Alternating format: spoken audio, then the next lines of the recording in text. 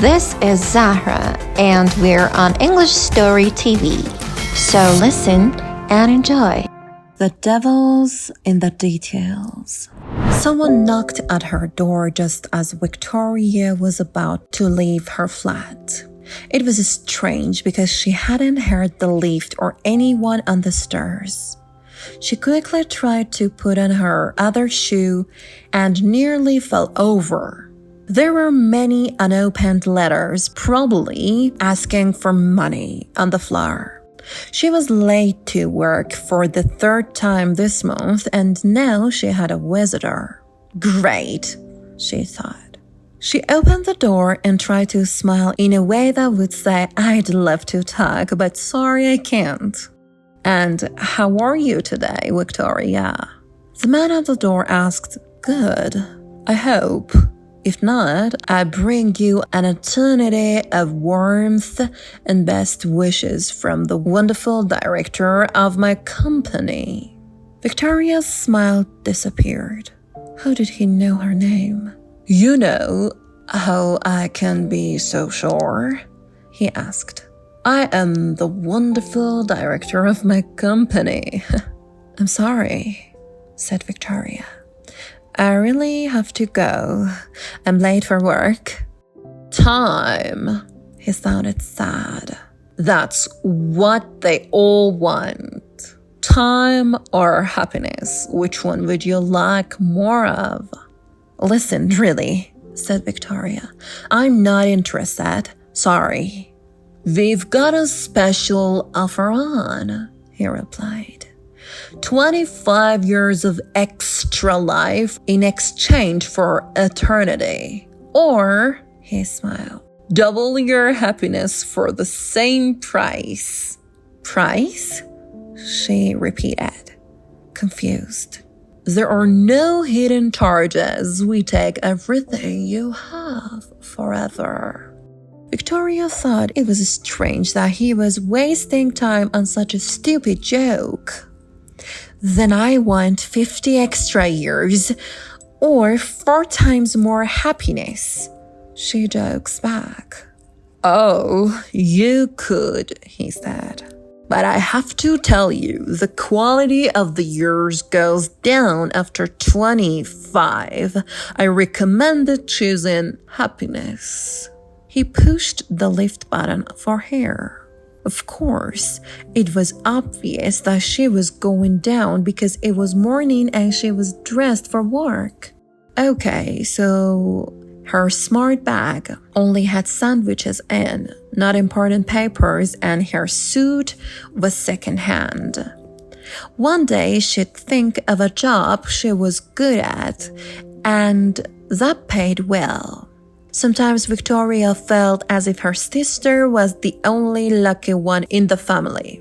Charlotte had her own prize-winning company and she was married to the handsome and funny Peter.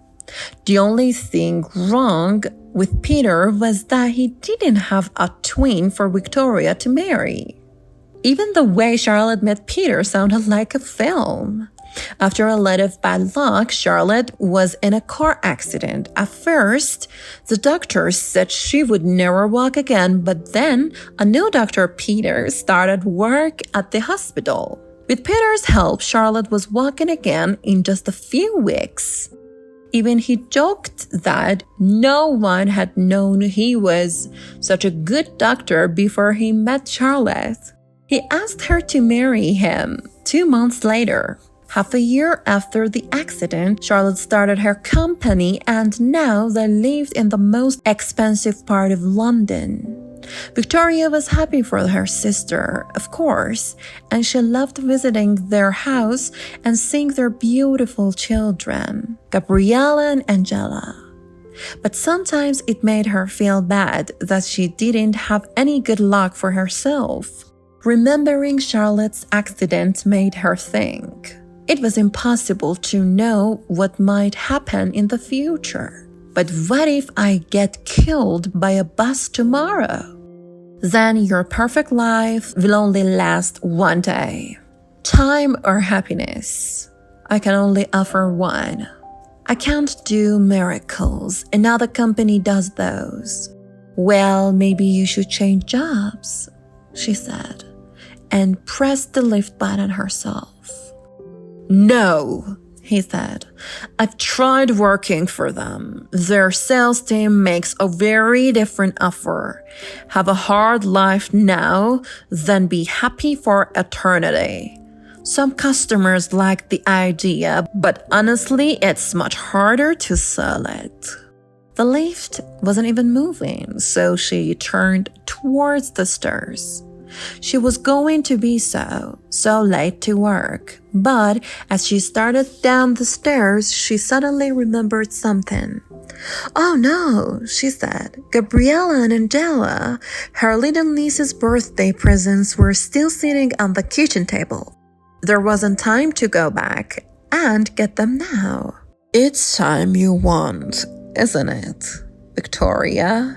I always know, he called after her. I don't believe these stupid things you're saying, and I don't have time to talk to you. She stopped talking because she realized she was admitting that she needed more time.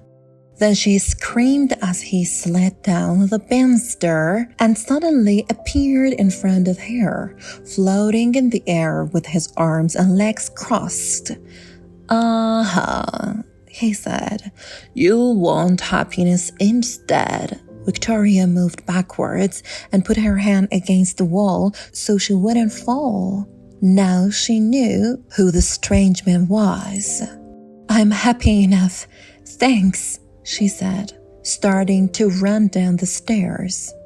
Are you happy, Victoria? He said as he continued to slide down the banister with her. Of course, your job is not bad. You don't mind that the pay is low, and your boss hates you because you're always late.